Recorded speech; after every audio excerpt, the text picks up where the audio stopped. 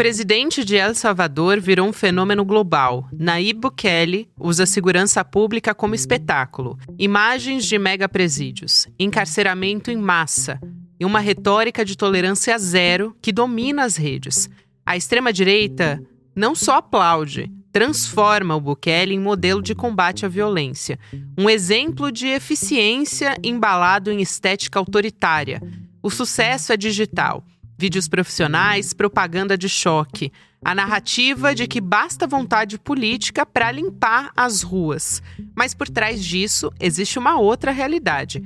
Prisões arbitrárias, violação massiva de direitos e uma estratégia de governo que depende do estado de exceção. Ele virou referência da extrema-direita brasileira, a ponto de deputados como Nicolas Ferreira visitarem os presídios de El Salvador para enaltecer o modelo de Bukele. É uma defesa de um projeto que une autoritarismo, marketing e guerra cultural. Segunda-feira, 8 de dezembro de 2025.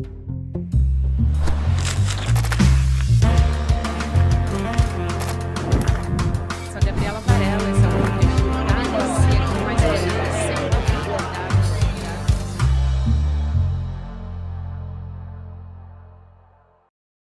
Olá, seja bem-vindo, seja bem-vinda. Eu sou a Gabriela Varela, está começando mais um videocast em detalhes.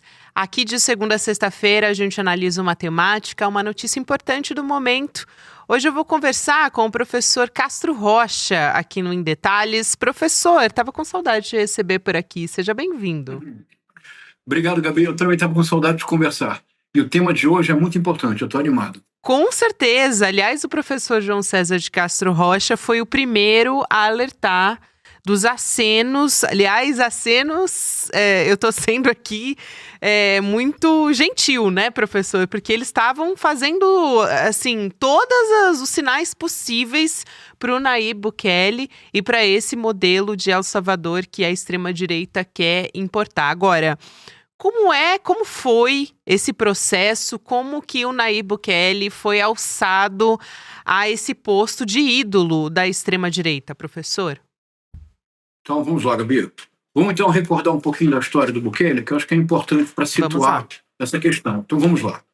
O Bukele é de uma família de imigrantes palestinos, homens bem-sucedidos que fizeram fortuna em El Salvador. Ele mesmo foi muito jovem, um empresário, um publicitário muito bem-sucedido. E o fato de ele ter sido publicitário é rigorosamente fundamental. Nós vamos ver aqui, creio, imagens do Bukele, e você percebe que ele faz questão de ter um tipo de vestuário muito próprio, que nada tem a ver com político tradicional, é quase impossível vê-lo de terno e gravata. Ele sempre tem uma indumentária que recorda um pouco a costumes locais de El Salvador, mas, sobretudo, ele tenta transmitir uma imagem de modernidade, de dinamismo, alguém que estaria à frente do tempo. E nesse ponto, em termos de tino publicitário, o Bukele só tem um rival no mundo, que é o Donald Trump. Aliás, o Bukele é o presidente com o maior número de seguidores no TikTok, Gabi. Ele tem mais seguidores no TikTok do que todos os outros presidentes, incluindo o Donald Trump. Mas ele começou a carreira política muito jovem. E muito jovem, ele foi prefeito de uma pequena cidade de El Salvador, cidade chamada Nuevo Cuscatlán. Nessa cidade de Nuevo Cuscatlán, com 30 e pouquinhos anos, ele principiou um processo que ele teve culminância na sua presidência, que é um processo do que ele chamava de controle territorial. Daqui a pouco eu trato um pouco disso. Durante 4 anos, de 2012 a 2015, ele foi prefeito em Nuevo Cuscatlán e depois deu um salto muito importante. Ele venceu uma eleição com uma campanha bastante inovadora, sobretudo baseada nas redes sociais, e ele tornou-se prefeito de San Salvador, que é a capital do país, entre 2015 e 2019. Uma popularidade sempre crescente e sempre, cada vez mais, com uma presença constante nas redes sociais, que é o grande instrumento de campanha e, em boa medida, de exercício do poder do Bukele. Agora, um ponto bem importante, Gabi, que é pouquíssimo conhecido no Brasil. A política tradicional de El Salvador tem 2 grandes partidos, que, se nós recordarmos o Brasil antes de 2016 ou antes de 2018, mal comparando, há em El Salvador um PT, que é a Frente Farabundo Martí de Liberación Nacional, e haveria um PSDB, que é um partido chamado Arena, que é a Aliança Republicana Nacionalista. São os dois partidos principais de El Salvador que, por décadas, se alternaram no poder, mais ou menos a dialética do PT e do PSDB no Brasil. Mas com uma diferença importante, Gabi. O Bukele não escolheu o, entre aspas, PSDB. O Bukele escolheu um PT radical. Por que um PT radical? Porque a Frente Farabundo Martí de Liberação Nacional não começou como um partido político, portanto, dentro da democracia, como o PT em 1980. A Frente Farabundo Martí de Liberação Nacional era um grupo de guerrilha armada, um grupo de esquerda radical que durante muito tempo manteve uma guerra civil em El Salvador, visando a tomada violenta do poder. Nos complexos e difíceis tratados e acordos de paz em El Salvador, a Frente Farabundo Martí abriu mão das armas, tornou-se partido político, já governou várias cidades importantes, já chegou à presidência algumas vezes, e em 2019 o Bukele fez toda a sua carreira política na Frente Farabundo Martí de Liberação Nacional. Se vocês procurarem, vocês vão encontrar fotos do Nayib Bukele, Gabi, fazendo campanha política, e a camisa dele, qual é a cor da camisa, Gabi? É vermelha. Curioso. E atrás dele tem as bandeiras da Frente Farabundo Martí de Liberação Nacional. E as cores, vermelhão, como diria a Fafá Belém. O Nayib Bukele, por muito tempo, vermelhou, Gabi. Até 2019, ele era de um partido de esquerda. Essas pessoas que hoje falam do Bukele não têm ideia. Agora, em 2019, de maneira legítima, o Bukele desejava candidatar-se à presidência da República. Havia sido prefeito de Nuevo Cuscatlán, muito bem avaliado, tornou-se prefeito muito bem avaliado da capital de São Salvador. Era legítimo que ele desejasse, que aspirasse à presidência da República. Mas a Frente Farabundo Martí considerou que ele era muito imaturo e propôs que ele esperasse por uma outra eleição. Ele não quis esperar. E ele então fez uma guinada. Somente então ele fez uma guinada, o que é algo muito característico do Bukele e muito característico de certos líderes oportunistas. A guinada é que ele então elegeu-se com uma coligação conservadora, que rapidamente tornou-se um governo de extrema-direita. E é muito curioso, professor, porque além desse histórico que eu acho que dá ainda mais pitadas assim, interessantes para esse passado do Bukele, é que também esse modelo dele é muito calcado na corrupção, que é justamente uma marca que a extrema-direita, quando ela surge, agora não dá nem mais para falar isso, mas quando o Bolsonaro surge, ele diz que vai combater a corrupção, ele coloca o Sérgio Moro como a figura, o símbolo de tudo isso, né? E a extrema-direita atualmente já meio que caiu por terra, foi quase que um castelo de cartas que ruiu, né? Mas o Bolsonaro, ele nasce desse discurso também, banhado no lavajatismo. Isso, que importante você dizer isso, Gabi. Veja, ele assume então em 2020. Hoje as pessoas falam do milagre da segurança pública em El Salvador, mas, de novo, Gabi, as pessoas não se informaram muito bem. Como, muito antes das pessoas falarem Bukele no Brasil, eu já falava, eu já dizia, olha, vai ser o nome decisivo dos... Lembra disso, Gabi? Eu dizia, será um nome decisivo em 2026. Então, vamos lá. Quando é que o Bukele começa, de fato, a sua política de segurança, essa que todos vão visitar e que todos celebram? No dia 27 de março de 2022.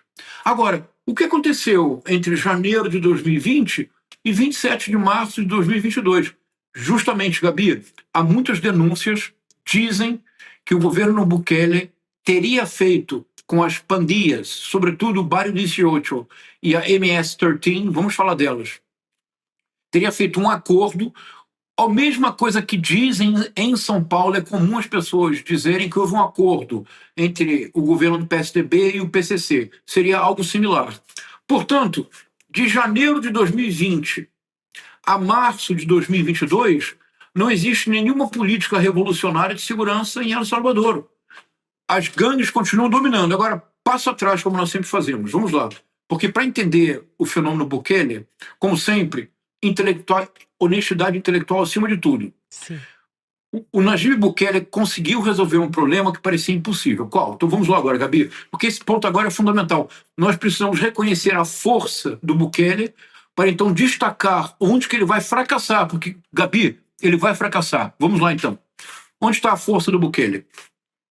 El Salvador passou por um período muito traumático, de décadas de uma guerra civil das mais violentas da América Central, que era a disputa pelo poder entre grupos conservadores, paramilitares de extrema-direita e grupos da guerrilha armada da esquerda. Havia mais de um.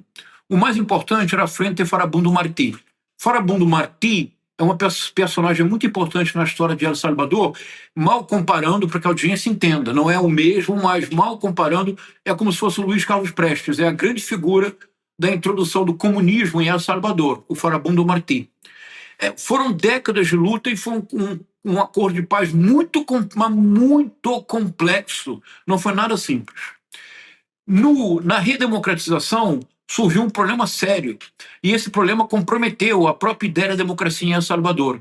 É que, de fato, Gabi, o cotidiano de El Salvador era considerado, se não um dos 3 mais violentos cotidianos do planeta. Porque, territorialmente falando, havia muitas gangues, mas 2 em particular. Uma gangue chamada MS-13, em inglês mesmo, porque ela nasce em Los Angeles, de imigrantes salvadorenhos que depois voltam para El Salvador.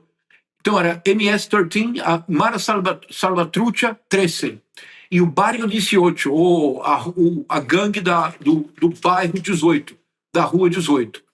Essas são as mais importantes. Viviam em guerra permanente. Mas mais importante, Gabi, para as populações mais vulneráveis, aquelas que não têm carro blindado, que não vivem em condomínio, que não contam com segurança, para as populações mais vulneráveis, o cotidiano em El Salvador era um inferno, porque as gangues dominavam os territórios, diziam onde as pessoas podiam passar, por onde não deviam caminhar. Por exemplo, Gabi, chegava a esse ponto.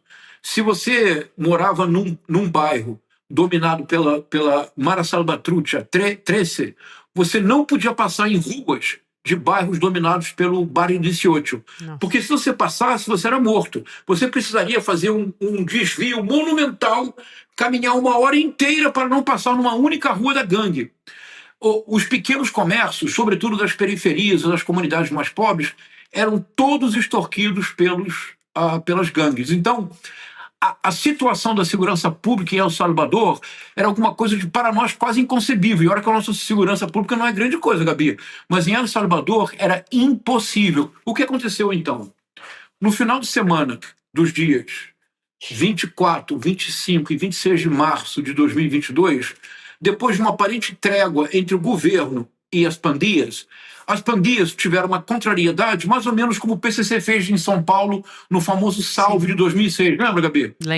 Lembro, estive, né, enfim, submetida a isso, né, porque estava estudando e não podia nem ir para a escola. Isso, imagina isso, Gabi, permanentemente. Mas neste final de semana, mais de 80 pessoas foram mortas pelas pandilhas, pelas gangues, como uma afronta ao governo. Uhum. O que aconteceu? Agora, que é importante, no dia 27 de março de 2022, o governo do Nayib Bukele, que demorou para obter maioria na Câmara e no Senado, assim que ele obteve maioria na Câmara e no Senado, ele exonerou o Procurador-Geral da República, que se opunha às veleidades autoritárias do Bukele. Ele aposentou compulsoriamente ministros da Suprema Corte, apontou ministros favoráveis, o que permitiu que ele fizesse algo que a Constituição de El Salvador não somente proíbe, como ameaça de prisão quem tentasse: reeleição. Ele foi reeleito com 85% dos votos e agora ele está tentando passar uma emenda para reeleição infinita. Daqui a pouco vamos chegar nesse paradoxo. Então vamos lá. O que ele fez então? No dia 27 de março de 2022, ele estabeleceu um régimen de excepción, um regime de exceção, que na prática, para nós brasileiros, para nossa audiência, tem uma forma de entender o que significa, Gabi. É tornar o ato institucional número 5 permanente, é isso. Só que o régimen de excepción era 30 dias apenas, ele aprovou 30 dias. 27 de março de 2022. Estamos em novembro de 2025. A cada 30 dias ele renova, Gabi. A cada 30 dias já completou 3 anos de regime de exceção, 90 mil presos. É surreal. Agora, O que acontece? A polícia destinada a combater as pandilhas que tiveram uma equivalência ao terrorismo. Porque se trata de terrorismo, no regime de exceção, não tem direito constitucional, Gabi. A pessoa pode ser presa na rua por um agente do governo encarregado da repressão às gangues. Você é presa, se fosse você, Gabi, você ficaria 90 dias em solitária, sem direito a constituir advogado, sem poder avisar a sua família, para averiguações iniciais, das quais quase ninguém escapa. Se você tem tatuagem em El Salvador, desfaça. Eu já estaria preso. Ou então você sai na rua toda coberta, Gabi. Você não mostra nenhuma tatuagem. Agora, aqui tem um paradoxo que eu quero chamar a atenção, Gabi, que é bem importante para ano que vem. Nós compreendemos isso. Vamos lá. Vou tentar ser o mais claro possível. Eu demorei a entender esse paradoxo. Olha só, Gabi, deixa eu ver se eu estou claro. Assim, a situação das pandilhas em El Salvador era uma situação excepcional, excepcionalmente violenta, excepcionalmente agressiva e tornava o cotidiano das populações vulneráveis impossível. Daí o apoio ao Bukele. Então ele propõe o regime de exceção por 30 dias. Apenas 30 dias. Renova. O regime de exceção só se justifica se ele enfrenta uma situação excepcional. Mas, ao mesmo tempo, o regime de exceção só se justifica se ele for eficiente, se ele for eficaz, se ele resolver a tragédia que estava acontecendo. O Bukele diz que ele resolveu o problema, que hoje El Salvador é o lugar mais seguro do mundo. A taxa de homicídio é 0,4 homicídios por dia. Antes era quase 100. É verdade, de fato, o Bukele, no que se refere às pandilhas, ele conseguiu o que parecia impossível, ele resolveu o problema, através de uma militarização completa do cotidiano de El Salvador, de uma suspensão completa de qualquer espécie de direito civil e de direitos humanos. Por exemplo, não existe mais habeas corpus em El Salvador, que é o próprio de toda ditadura. O que toda ditadura faz quando principia o seu regime é abolir o habeas corpus, que é um instrumento jurídico rigorosamente fundamental de toda democracia. Que quer dizer o seguinte: você tem direito ao seu próprio corpo, ninguém pode prendê-la se não tiver um mandato judicial, ninguém pode levá-la para uma delegacia se não houver uma suspeita real para uma investigação. Isso não existe mais em El Salvador. Agora, ele resolveu o problema, mas olha o paradoxo, Gabi. O regime de exceção é porque a situação é excepcional. E o regime de exceção é porque ele é a única forma de resolver o problema. Ele só se justifica se o problema for resolvido. De acordo? Agora, Gabi, quando o problema é resolvido, como é que você mantém o regime de exceção? Exato. Então, como é que você mantém? O que ele fez? Então, primeiro ele fez equivalência com o terrorismo. Ele criou o CECOT, o Centro de Confinamento do Terrorismo, que, na verdade, a penitenciária do Bukele não é apenas uma penitenciária, é uma peça de propaganda. Porque o tempo todo ele faz filmagens com drone, ele faz filmagens dos pandeiros chegando, ele faz filmagem dos pandeiros todos amontoados numa cela, nas prisões, sem direito a banho de sol, sem direito a nada, sem visita, não há visita. E ele já deu várias declarações dizendo: é por vida, é prisão perpétua, Gabi. Embora, do ponto de vista legal, não seja uma prisão perpétua, já disse o Bukele várias vezes: daqui ninguém sai. E ponto final. Mas se é assim, se ele prendeu 90 mil pessoas, então você concorda que não tem mais gangue em El Salvador, de acordo? Então como é que mantém o regime de exceção? Você tem que inventar uma nova guerra. Você tem que inventar uma nova disputa. Agora é a corrupção. Ele começou com a segurança pública, ele resolveu, mas ele não suspendeu o regime de exceção. Agora é a corrupção.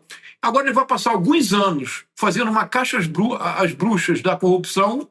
Ele já prometeu criar um CECOT da corrupção, ou seja, mega obras de infraestrutura. Aqui entram os chineses que ajudam ele nessas obras. Mega obras de infraestrutura para criar um novo espetáculo. Agora, quem vai para a prisão são os políticos. Menos da família dele, né, professor? Porque o irmão dele tem bilhões de dólares operados ali, tem verba pública, né, de aumento de mais de 300% do ministério comandado pela família. Então, vamos combater a corrupção, menos na minha família, né, professor? Isso, por aí. E dos mais próximos. Exatamente. Então, você percebe o que eu digo que vai fracassar? É porque você não consegue fazer isso com um país o tempo todo, porque, veja, então vamos lá. Ele resolveu o problema das gangues, Gabi, ele resolveu. De maneira autoritária, suspendendo o habeas corpus, militarizando o cotidiano de El Salvador, mas uma coisa que eu acho que nós temos que ter sensibilidade, Gabi. Quando ele obteve 85% de votos na reeleição, é porque, imagina, se você vive num local em que todos os dias você tem que andar 1 hora a mais para não passar numa rua do Barrio 18 ou da Mara Salvatrucha 13, quando você vê ele sendo preso, você aplaude, não aplaude, Gabi? Você diz, bom, resolveu o problema. Então, isso foi o que ele conseguiu. Mas, do ponto de vista econômico, El Salvador, da América Central, é o país com o menor índice de desenvolvimento. Ele tornou o dólar era a moeda oficial de El Salvador. Agora há uma segunda moeda oficial, que é criptomoeda, Gabi. Ele investiu quase 200 milhões de dólares do governo em criptomoeda. E não é muito transparente a maneira pela qual ele fez esse investimento. O retorno, por enquanto, não houve. Então, metade da população de El Salvador, 50% da população, não come o que deseja todos os dias. Vale dizer, não pode escolher o que vai comer, come se tiver ou que tiver o que aparecer. Os índices de educação, de saúde, os índices relativos à desigualdade social não melhoraram. O que é que efetivamente melhorou em El Salvador na percepção da população? De cada 10 salvadorenhos, 8 consideram que o país está muito mais seguro graças ao Bukele. Veja, Gabi, de cada 10, 8. Ele foi reeleito com que porcentagem? 85%. Percebe?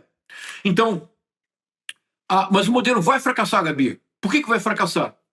Porque essa concentração absoluta de poder levará a uma corrupção igualmente absoluta. E porque, vamos lá, ele resolveu o problema da gangue. Porque se ele não resolve, ele não sustenta o regime de exceção. Agora, ele não pode terminar o regime de exceção porque tem a corrupção. Ele passa 2, 3 anos brincando de caçador de marajás, brincando de Fernando Collor da América Central. O que vai acontecer depois? E quando é que as pessoas vão finalmente poder se alimentar? Quando que o país vai ter um mínimo de desenvolvimento? Quando que a educação, a saúde, a moradia vão ter o mínimo de atenção do governo, que não seja apenas um espetáculo permanente? E mais, Gabi, ele quer transformar o SECOT em negócio, mas sabe como? Por exemplo, recebendo prisioneiros dos Estados Unidos. Tornar o SECOT um centro em que ele receberia detentos, os detentos considerados mais perigosos de todos os países do mundo, ele recebe no SECOT.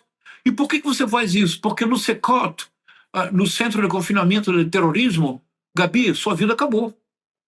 Não tem advogado, não tem possibilidade de sair, não tem banho de sol, não tem visita, Gabi. Se você ficar preso durante 15 anos, 20 anos, você nunca vai receber a visita de um familiar, nunca vai receber a visita de um advogado, Gabi. Isso é uma masmorra medieval. Isso. E ele quer tornar isso um negócio. Então, por exemplo, se o Donald Trump se aborrece com o opositor, manda para o SECOT. Manda para lá. Se o Bolsonaro aqui volta ao poder, eu e você vamos nos encontrar no SECOT, Gabi. Eu, você e toda a turma do ICL vamos nos encontrar no SECOT. Então, há um limite para o modelo do Nayib Bukele. Então, é um modelo muito limitado, é um modelo característico da extrema-direita, de soluções imediatistas, é um modelo feito à perfeição. Sabe para quem? Ronaldo Caiado, Tarcísio de Freitas, Romeu Zema, Ratinho Júnior, etc. Vamos lá, professor. Eu acho que esse ponto é fundamental, porque a gente pode olhar para alguns personagens da extrema-direita, olhando para esse consórcio da paz, que da paz não tem nada, porque é um consórcio que defende as operações que têm altíssima letalidade policial, como aconteceu no Rio de Janeiro. A gente está vendo aqui a construção da defesa desse modelo. Tem personagens da extrema-direita como Nicolas Ferreira, que estiveram agora em El Salvador, Flávio e Eduardo Bolsonaro, aliás, sempre lembrando aqui que o Eduardo Bolsonaro é o grande agente da família Bolsonaro, operador da extrema-direita no mundo e articulador desde o Steve Bannon até agora, a gente vendo essa visita para conhecer melhor, né, para estudar um modelo da segurança pública em El Salvador de alguma maneira. Olhando para a agenda de 2026, porque eu acho que não tem como dissociar uma coisa da outra, o Tarcísio de Freitas também fez agora um aceno. Ele falou publicamente, dizendo que não se coloca contra a prisão perpétua, ou seja, defendeu a prisão perpétua e citou o Bukele como um bom exemplo. Ainda somado a isso, olhando para essas movimentações que a gente está vendo na Câmara dos Deputados, a gente teve o PL antifacção com essas idas e vindas do Derrite nesse texto. Mas, em paralelo a isso, uma outra coisa, CPI do crime organizado, que é uma tentativa também da direita tentar se colocar como a grande resolutora da segurança pública para 2026. Magno Malta apresentou uma proposta para fazer um convite ao Nayib Bukele. Então, realmente é uma atrás da outra, né, professor? Até me lembrei do próprio Flávio Bolsonaro tentando adotar o termo narcoterrorismo para